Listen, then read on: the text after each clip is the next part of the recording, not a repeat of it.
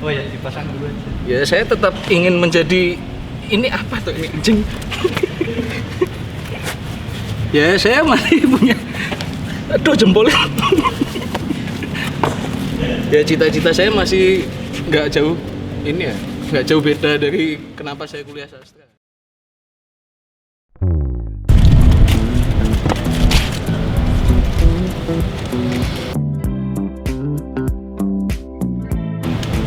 Kayak yang pengen minum dulu apa ya?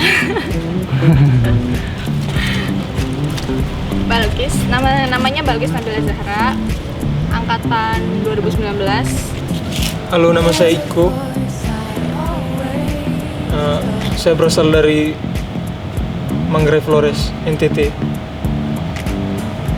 Halo adik-adik, nama saya Titus Mario dari angkatan 2018. Hidupin rokok dulu ya? Ya. Dimurek dong.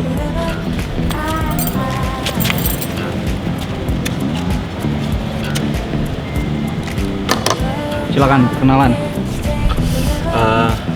Salam kenal teman-teman. Namaku Joli Jeremy. Biasa sama teman-teman dipanggil Simbah. Perkenalkan, namaku Johannes Triwibowo. Biasa kawan-kawan manggilnya Cucu. Perkenalkan, nama saya Yohanes Beni. Saya dari Sastra Indonesia angkatan 2018. Nama saya Amanda. Nama saya Amanda. Saya jurusan Sastra Indonesia di angkatan 15. Cerita kenapa pada akhirnya pertama kali mau memutuskan untuk kuliah. Sebenarnya aku angkatan berapa harusnya ya? 2016. Tapi kayak aduh aku gabut, aku mau kuliah deh. Oh gitu. Sebenarnya sih mau belajar dan cari pengalaman baru di tanah orang. Ya sebenarnya ya mau menyenangkan hati orang tua pada umumnya atau seperti teman-teman semua. Dulu pertama kali kuliah jurusan apa? Pertama kali kuliah jurusan perhotelan. Kenapa tidak dilanjutkan? Ternyata ya nggak cocok ya kuliah perhotelan ini karena saya lebih suka duduk di kelas. Maksudnya nggak suka praktek-praktek. Emang kalau perhotelan nggak duduk di kelas? Nggak banyak duduk di kelas ya soalnya kan di hotel itu.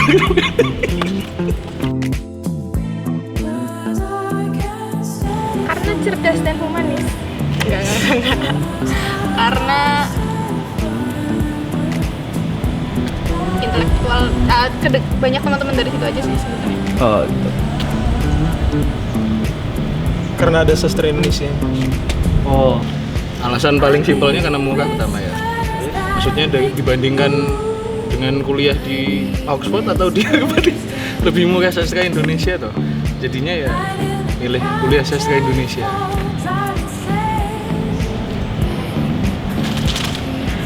Suka belajar.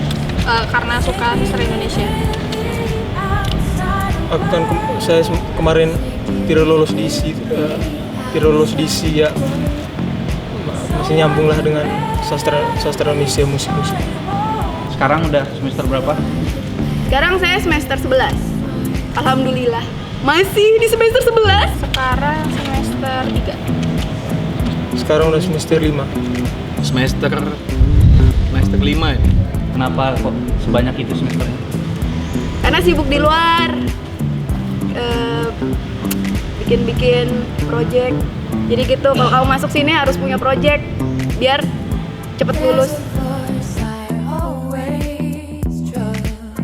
Seru sih ketemu teman-teman kan, maksudnya kayak nggak hanya di lingkungan sebelumnya, terus kayak ketemu lingkungan baru, ketemu teman-teman baru. Tapi kalau dari akademiknya sendiri menyenangkan karena mau belajar di banyak hal. Menyenangkan. Seperti apa menyenangkan? Banyak teman.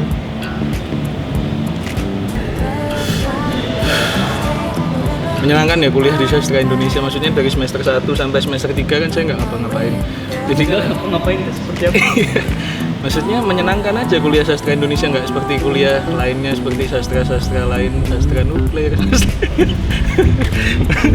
seperti sastra Inggris atau sastra sejarah. Sastra Indonesia bisa dibilang lebih Indonesiais ya. Selama kuliah sekitar 5 tahun itu apa ya? Kalau di sastra Indonesia sebenarnya nggak ribet sih, cuman kadang itu punya banyak bentrokan sama teman-teman yang kayak gitu. Terus kalau aku lebih seneng ke pertunjukan, teman-teman yang lain mungkin seneng di ranah yang lain. Jadi susahnya tuh nyamain frekuensi aja kayak gitu. Nyesel nggak masuk sastra Indonesia? Enggak sih, Aman gitu? aman. Tidak pernah. Kenapa? Menurut saya pribadi, saya lihat di jurusan-jurusan yang lain tidak ada yang seperti sastra Indonesia lah, bersama kompaknya. Menyesal nggak? Oh, lucu jelas. Enggak ya, kuliah sastra Indonesia enggak membawa penyesalan dalam diri saya. Menyenangkan kuliah sastra Indonesia. Alhamdulillah enggak, sama sekali nggak nyesel karena kuliah sastra Indonesia itu gampang banget dan jadi bikin kamu bebas berekspresi untuk eksperimen ke ranah apapun. Itu yang bikin kamu lupa sama kuliah, Cok, sumpah. Cita-citanya kayaknya nggak jauh-jauh sih, paling ya kritikus atau di situ-situ aja sih. Selama kuliah di sini udah ada sesuatu yang kiranya menjurus ke cita-citanya? Kegiatan atau apa? Kegiatan ya, aku sangat terbantu dengan perpustakaan sih, karena sebenarnya basicnya aku sangat suka dengan cultural studies dan di perpustakaan kayak menyediakan buku yang sangat banyak. Itulah salah satu kenapa aku pilih Sanata Dharma. Gak ada cita-cita. Ya masih seperti biasanya, maksudnya ya sesuai dengan perkuliahan sastra tuh. Ya cita-cita saya masih nggak jauh ini ya, nggak jauh beda dari kenapa saya kuliah sastra. Apa itu? Ya saya tetap mau jadi pemain sepak bola.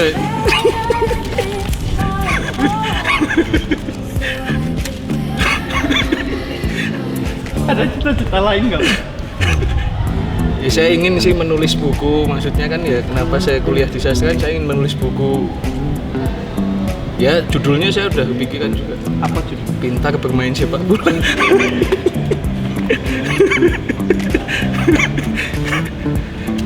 Saya pengen jadi apa ya?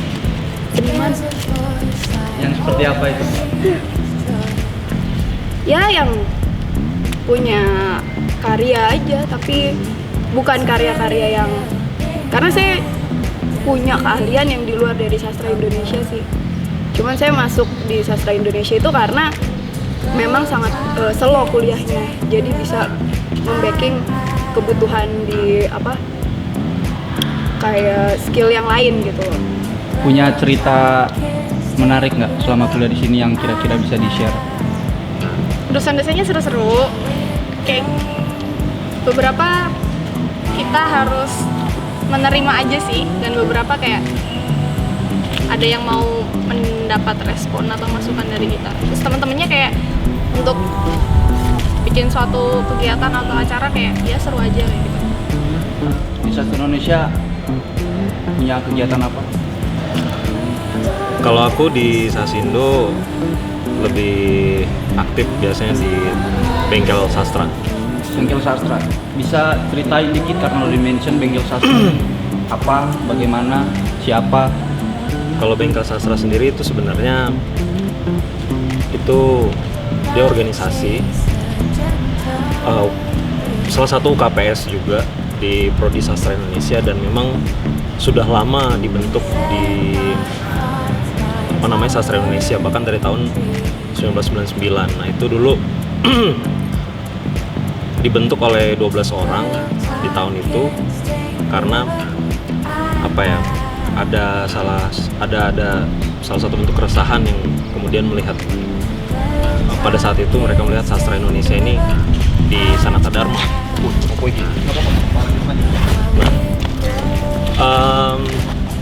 Untuk kegiatan bengkel sastra sendiri itu beragam sebenarnya. Jadi kalau untuk bengkel sastra biasanya ada panggung jumatan, kemudian setiap tahunnya biasanya kita adakan pementasan teater, lalu ada diskusi juga kadang-kadang. Nah, bentuk-bentuk kegiatannya itu kalau untuk kegiatan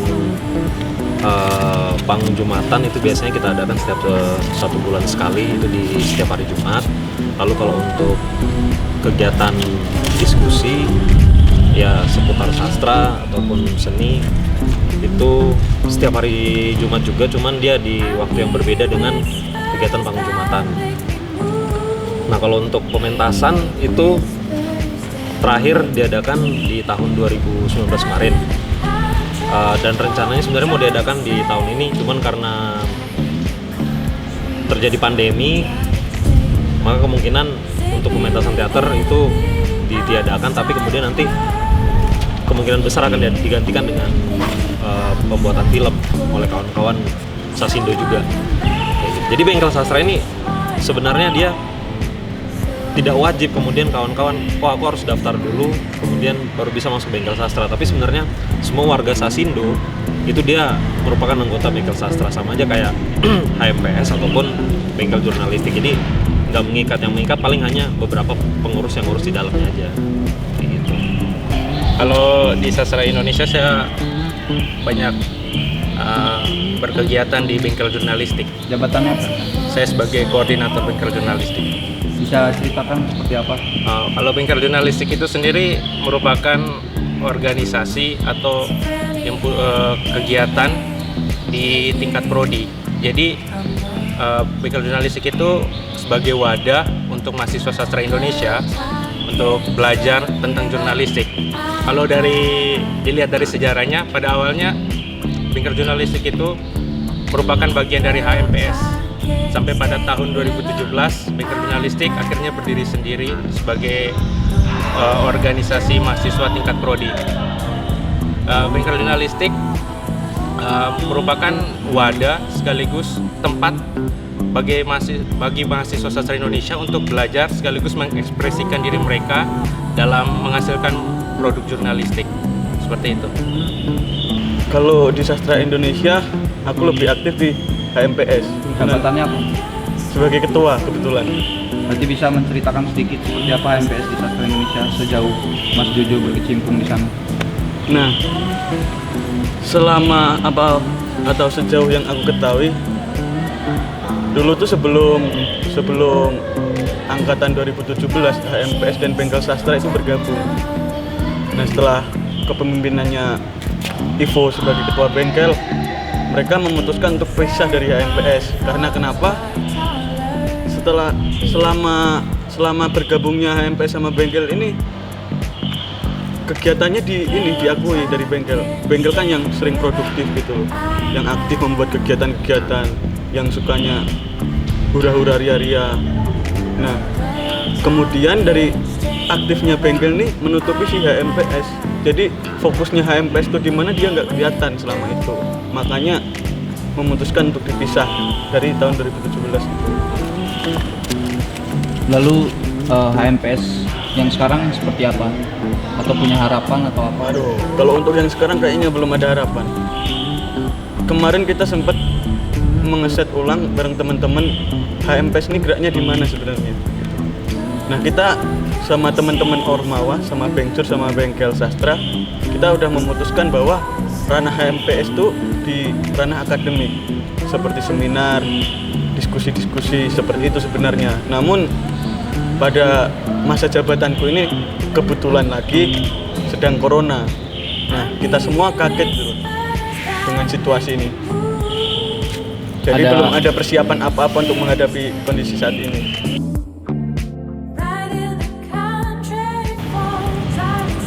Buat teman-teman yang nanti mau masuk sastra Indonesia,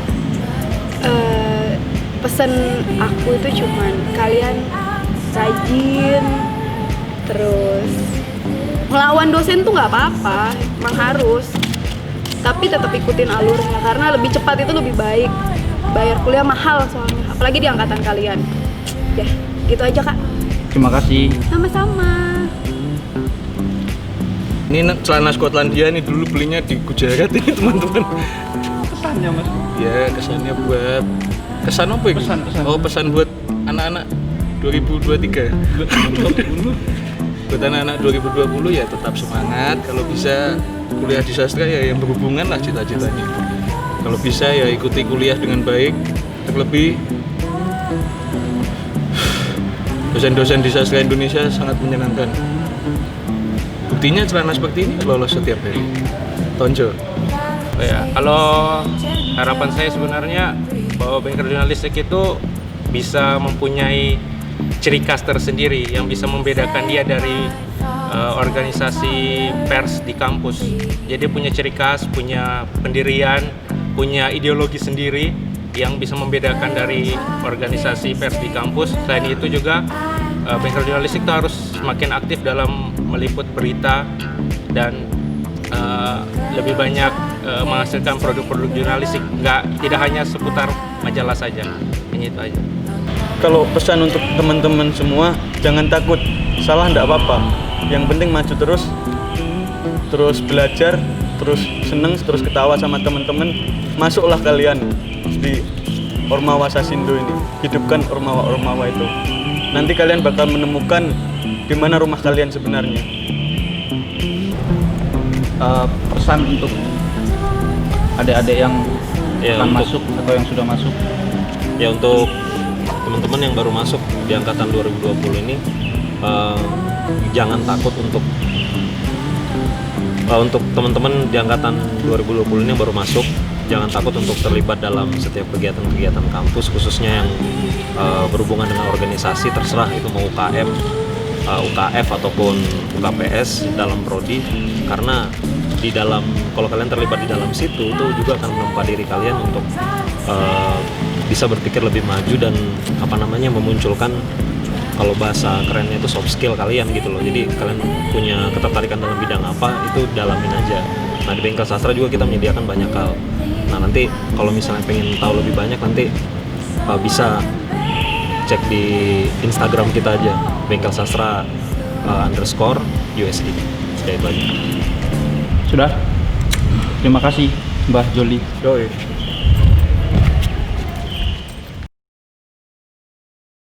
Apa nih?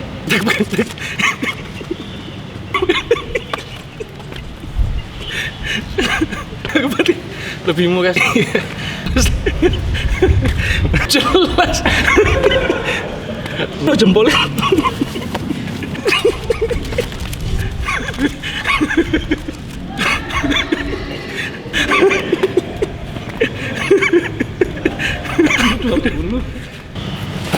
Bisa.